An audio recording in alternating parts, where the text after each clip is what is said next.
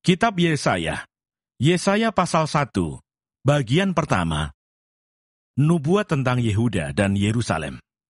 Judul: Penglihatan yang telah dilihat Yesaya bin Amos tentang Yehuda dan Yerusalem dalam zaman Uzia, Yotam, Ahaz, dan Hizkia, raja-raja Yehuda. Pengaduan tentang bangsa yang tidak setia itu. Dengarlah hai langit, dan perhatikanlah hai bumi. Sebab Tuhan berfirman, Aku membesarkan anak-anak dan mengasuhnya, tetapi mereka memberontak terhadap aku. Lembu mengenal pemiliknya, tetapi Israel tidak. Keledai mengenal palungan yang disediakan tuannya, tetapi umatku tidak memahaminya. Celakalah bangsa yang berdosa, kaum yang syarat dengan kesalahan, keturunan yang jahat-jahat, anak-anak yang berlaku buruk. Mereka meninggalkan Tuhan, menista yang Maha Kudus Allah Israel, dan berpaling membelakangi Dia. Di mana kamu mau dipukul lagi, kamu yang bertambah murtad, seluruh kepala sakit, dan seluruh hati lemah lesu. Dari telapak kaki sampai kepala tidak ada yang sehat. Bengkak dan bilur dan luka baru, tidak dipijit dan tidak dibalut, dan tidak ditaruh minyak. Negerimu menjadi sunyi sepi, kota-kotamu habis terbakar. Di depan matamu orang-orang asing memakan hasil dari tanahmu. Sunyi sepi negeri itu, seolah-olah ditunggang balikan orang asing.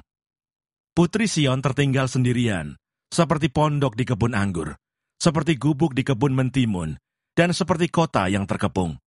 Seandainya Tuhan semesta alam tidak meninggalkan pada kita sedikit orang yang terlepas, kita sudah menjadi seperti Sodom dan sama seperti Gomora. Bertobat lebih baik dari mempersembahkan korban. Dengarlah firman Tuhan, hai pemimpin-pemimpin manusia Sodom.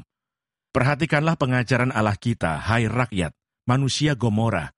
Untuk apa itu korbanmu yang banyak-banyak, firman Tuhan?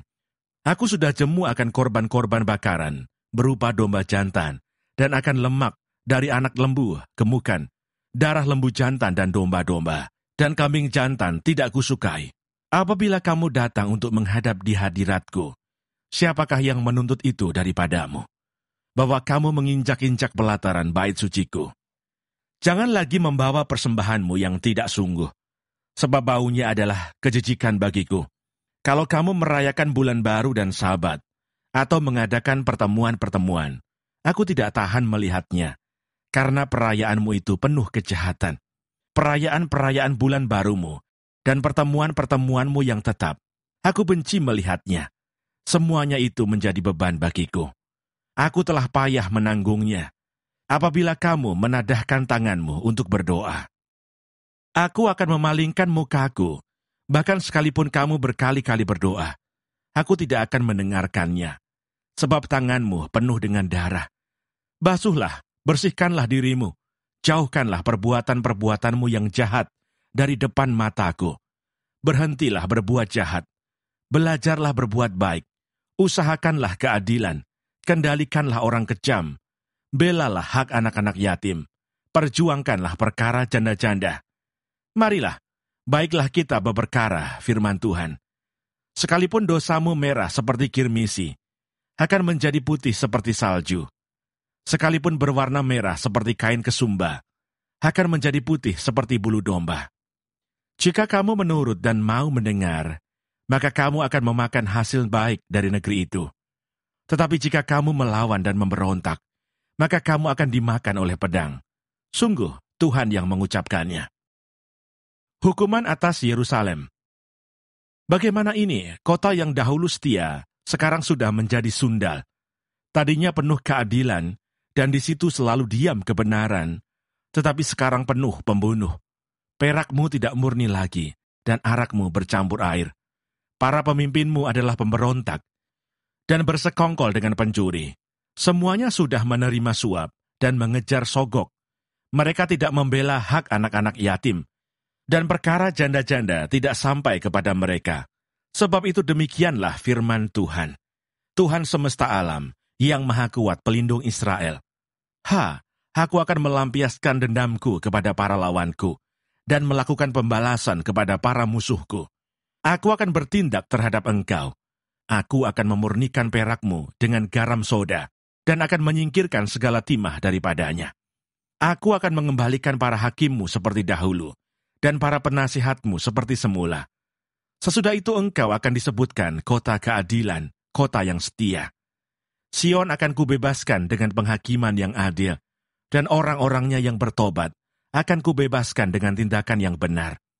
Tetapi orang-orang yang memberontak dan orang-orang berdosa akan dihancurkan bersama, dan orang-orang yang meninggalkan Tuhan akan habis lenyap.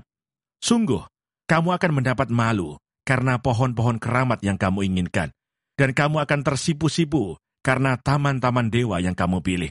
Sebab kamu akan seperti pohon keramat yang daunnya layu, dan seperti kebun yang kekurangan air, maka yang kuat menjadi seolah-olah kapas, dan pekerjaannya menjadi seolah-olah bunga api. Keduanya menimbulkan api, dan tidak ada yang dapat memadamkan. Yesaya pasal 2. Sion sebagai pusat kerajaan damai. Firman yang dinyatakan kepada Yesaya bin Amos tentang Yehuda dan Yerusalem akan terjadi pada hari-hari yang terakhir.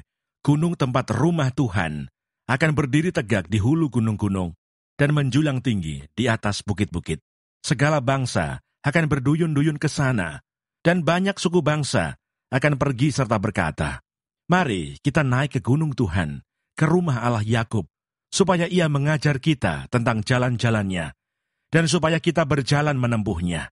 Sebab dari Sion akan keluar pengajaran, dan firman Tuhan dari Yerusalem. Ia akan menjadi hakim antara bangsa-bangsa, dan akan menjadi wasit bagi banyak suku bangsa. Maka mereka akan menempa pedang-pedangnya menjadi mata bajak, dan tombak-tombaknya menjadi pisau pemangkas. Bangsa tidak akan lagi mengangkat pedang terhadap bangsa, dan mereka tidak akan lagi belajar perang. Hai kaum keturunan Yakub, mari kita berjalan di dalam terang Tuhan. Hukuman Tuhan terhadap semua orang yang meninggikan diri. Sungguh, telah kau buang umatmu, yakni kaum keturunan Yakub, sebab di mana-mana mereka melakukan tenung seperti yang di timur, dan sihir seperti orang Filistin, dan orang-orang asing di antara mereka terlalu banyak. Negerinya penuh emas dan perak, dan tak terbatas harta bendanya. Negerinya penuh kuda, dan tak terbatas jumlah keretanya.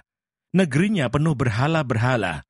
Mereka sujud menyembah kepada buatan tangannya sendiri, dan kepada yang dikerjakan oleh tangannya. Maka manusia ditundukkan dan orang direndahkan. Janganlah ampuni mereka. Masuklah di sela gunung batu dan bersembunyilah di dalam liang tanah terhadap kedahsyatan Tuhan dan terhadap semarak kemegahannya. Manusia yang sombong akan direndahkan dan orang yang angkuh akan ditundukkan, dan hanya Tuhan sajalah yang maha tinggi pada hari itu. Sebab Tuhan semesta alam menetapkan suatu hari untuk menghukum semua yang congkak dan angkuh, serta menghukum semua yang meninggikan diri supaya direndahkan. Untuk menghukum semua pohon aras di Libanon, yang tumbuh meninggi dan tetap menjulang, dan menghukum semua pohon tarbantin di Basan, untuk menghukum semua gunung yang tinggi-tinggi, dan semua bukit yang menjulang ke atas, untuk menghukum semua menara yang tinggi-tinggi, dan semua tembok yang berkubu, untuk menghukum semua kapal Tarsis, dan semua kapal yang paling indah. Manusia yang sombong akan ditundukkan, dan orang yang angkuh akan direndahkan. Hanya Tuhan sajalah yang maha tinggi pada hari itu. Sedang berhala-berhala akan hilang sama sekali. Maka orang akan masuk ke dalam gua-gua di gunung batu, dan ke dalam liang-liang di tanah, terhadap kedahsyatan Tuhan, dan terhadap semarak kemegahannya. Pada waktu ia bangkit menakut-nakuti bumi. Pada hari itu berhala-berhala perak dan berhala-berhala emas, yang dibuat manusia untuk sujud menyembah kepadanya, akan dilemparkannya kepada tikus dan kelelawar. Dan ia akan masuk ke dalam lekuk-lekuk di gunung batu, dan ke dalam celah-celah di bukit batu. Terhadap kedahsyatan Tuhan, dan terhadap semarak kemegahannya, pada waktu ia bangkit menakut-nakuti bumi.